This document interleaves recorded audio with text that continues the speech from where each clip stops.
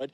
Now, this is one of those rare press conferences, Grace, that you don't really know what the former president wants to say. But as you say, we're safe to speculate on what he's about to say because he's just fresh from an observer mission in South Africa, an election that was hailed as very successful, even as the country now tries to reorganize itself and the government that has been elected tries to find numbers to be at least on the safe side in Parliament. So that's one of the issues that we expect to be addressed by the former president this afternoon. However, there are developments that I will be telling you in a little bit about this address this afternoon. But I'd like to tell you about some other issues that could also be addressed this afternoon. One, there's a lot of things that are currently happening in the country, Grace. For example, the Finance Bill 2024 that is being said to be very punitive.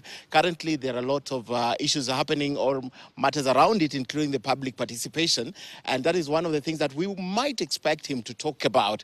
But being the former president and now there's a government in place running this country, probably he'll keep off, but one or two questions might be asked about the finance bill. But apart from that, you remember Limuru 3, they gave him a mandate as a leader of the Amani coalition, if I'm not wrong, or Haki coalition, one of them. As a leader, he has not officially accepted that. So perhaps that will come up. Had you accepted, did they approach you? Did they ask you to take this role?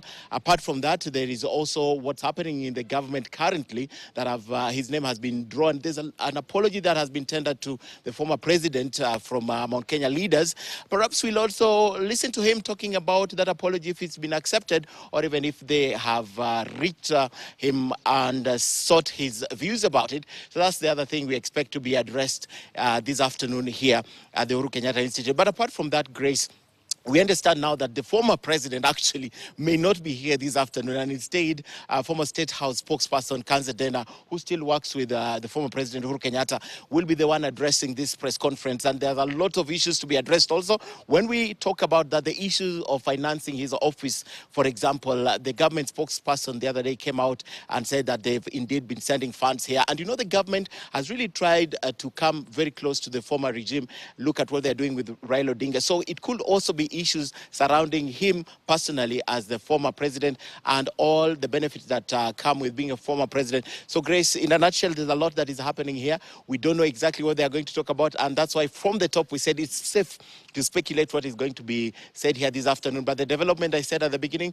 Kanze Dena will be addressing this press conference and not the former president. His presence has not been felt here.